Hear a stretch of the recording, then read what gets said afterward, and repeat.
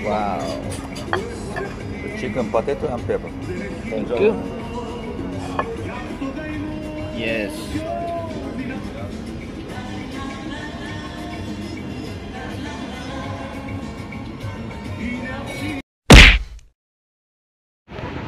So ayan na yung Seabourn Anchor. Yun yung barko natin para bukas. Ngayon sila dito darating obviously. Pero bukas ako magjo-join dyan. Seabourn Anchor.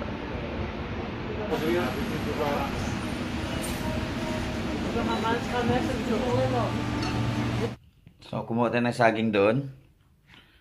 Para alanganin kasi sa ano yung breakfast ko is 9:30 lagi dahil nga late na ako natutulog talaga sa trabaho. Then so pagdating ng alas 12 naman, saka wala na silang, hindi sila nagsiserve ng lunch dito. So magro-room service pa. So ngayon, busog pa rin naman pagdating ng alas 12 saka alauna. Parang pinalansya pa rin, no? Ang galing talaga ni Manang, no? Binigyan ko ng tip yun kasi day off niya raw bukas. So, nagpaalam kanina habang naglilinis. So, binigyan ko ng $20. Okay. So, magkape tayo din. Mag-start tayong trabaho ulit.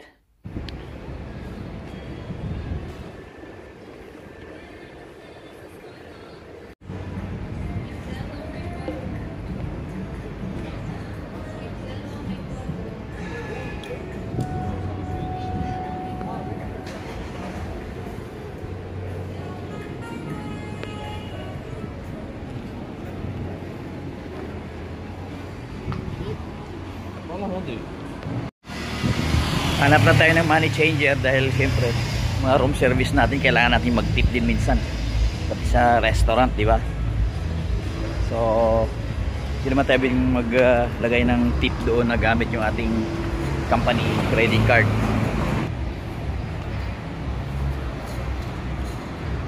So may Marriott Hotel pala dito mas malapit. Next time dito si Marriott Hotel, tingnan natin.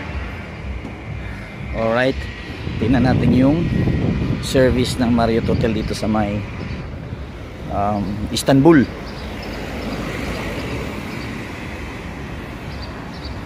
Ito anong hotel kaya din ito?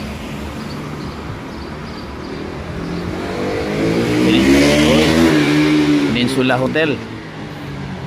Dito pala nagkalat. So dito tayo may schedule sunod. Doon chicks, no? Peninsula, Marriott. Tingin ko maganda dito sa Peninsula kasi doon mismo siya sa may dagat.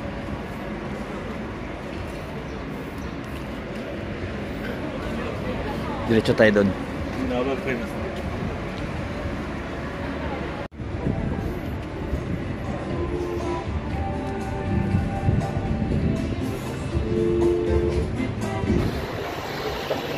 Ang lalaking talong. Grabe. Ito kamay ko. Lalaki.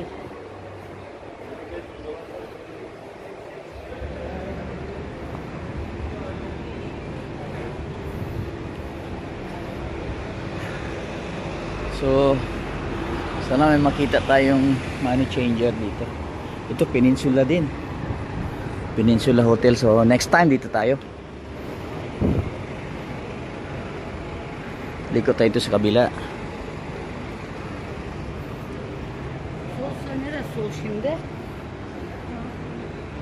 Dito siguro. Yun. Mukhang busy dito ang area na to. So, hanap tayo dito ng baklava. Ooh. Wow. Nice. Just take a video, huh? It's nice. Thank you.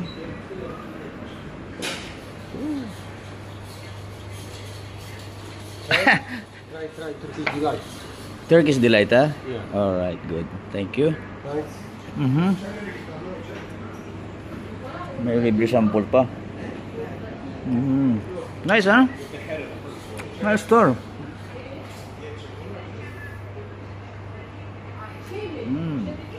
I love Turkey. Thank you. I'm looking for Merhaba, hoş geldiniz. Yes. Money changer. Money change like this. this area there? Yeah. Okay, good. Thank you. Yun yung baklava. Ito yung Turkish Delights dito. Okay. Gamot to sa ano? Diabetes.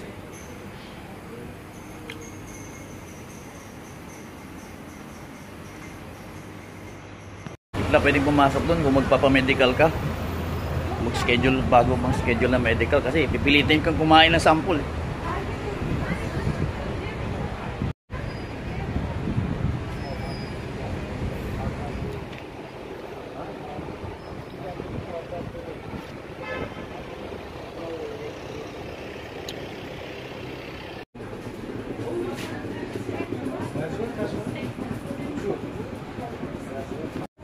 So 85 euros, ha?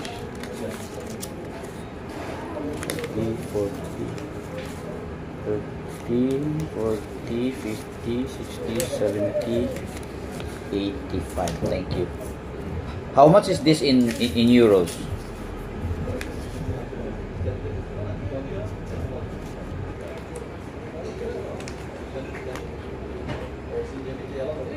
€3? Good. Cheers.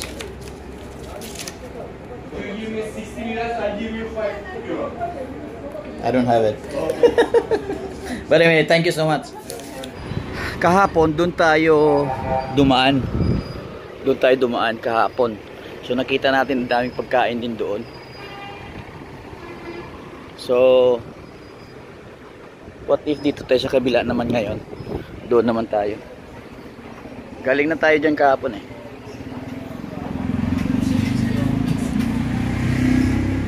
Yan. Ganda ng ano. Hindi ko alam kung anong building yan.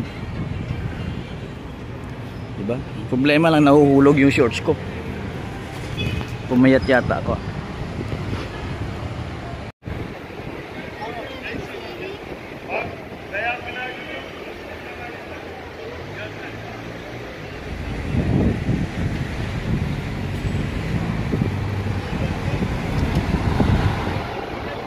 Alas 3 pasado pa lang. Ang maganda talaga dito dumaan mga bandang alas 6. Yung dinner time talaga. Daming tao. May mga areas na may mga tindahan. May mga pwesto na pinipilahan. Ang haba ng pila.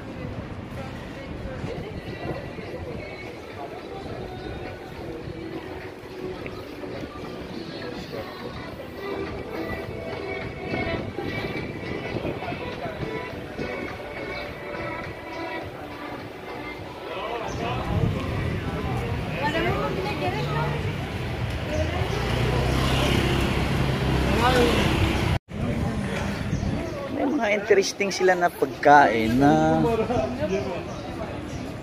isda, grilled na fish, sandwich. Oo, naintindihan natin yung fish and chips. Pero grilled sandwich ng isda, grilled fish sandwich. Interesting, no?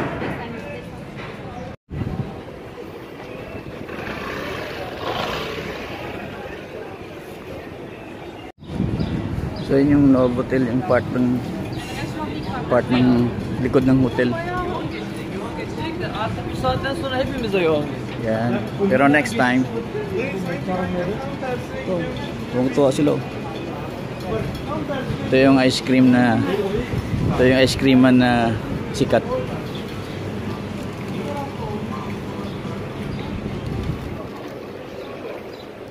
Yan. So next time, so ito yung hotel. Ito yung Novotel. Next time baka sa ano tayo, Marriott o di kaya sa Peninsula Hotel. Alright. Ooh, kebab.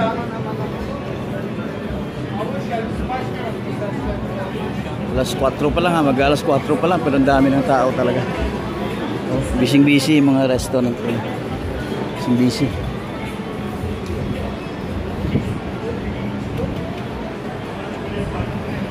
Yun. Pero yun nga, sa hotel lang tayo magdi-dinner kasi para safe tayo sa food kasi hindi natin alam eh Hindi naman sa maarte ako sa pagkain, pero ibig sabihin hindi natin alam yung preparation dito ng pagkain. Unlike kung nasa hotel ka, siyempre 5-star hotel, safe yung pagkain doon, just in case kung ano mangyari sa'yo, merong dapat managot, di ba?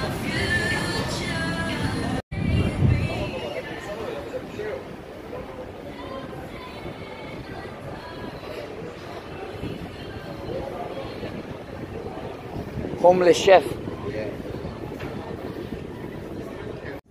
Although yung tiyan naman nating mga Pilipino ay matitibay.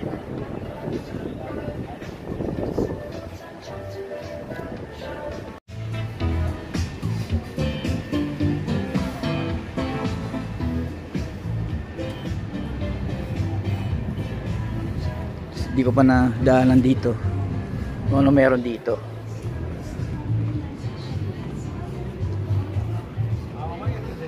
Okay. Continuation din ito doon pala sa kabila.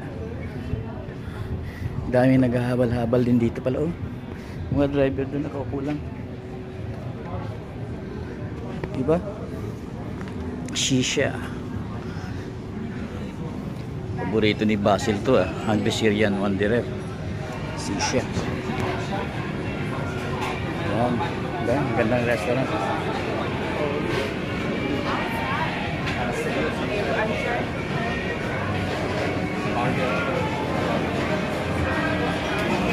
Wow.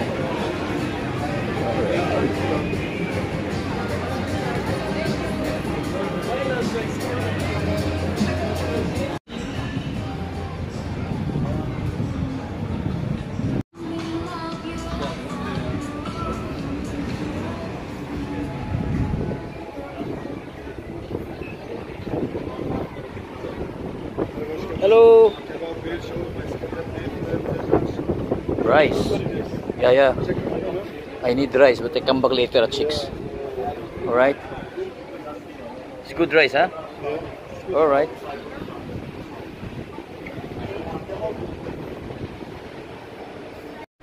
Guys, sinabi ko daming choices talaga pagdating sa pagkain. Ngayon, baka may makasalubong tayong crew dito ng Seaborn & Co. Kasi nandyan lang sila. Nandyan lang yung Seaborn. Nagdadak. So malamang isa sa mga crew members dito mamaya lalabas. Kasi overnight.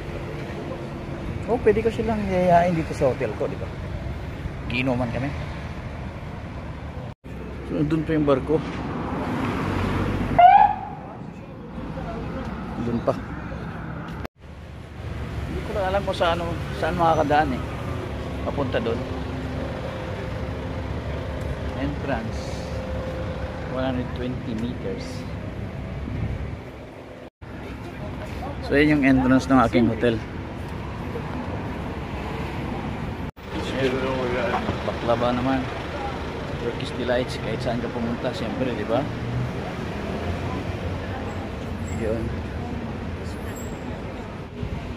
Yun yata yung room ko eh.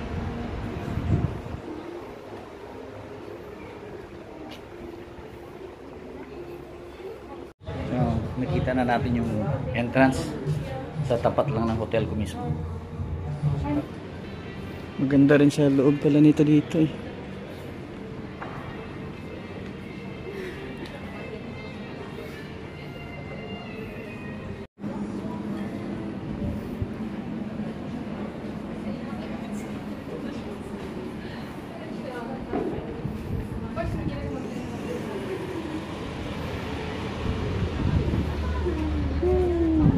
Dito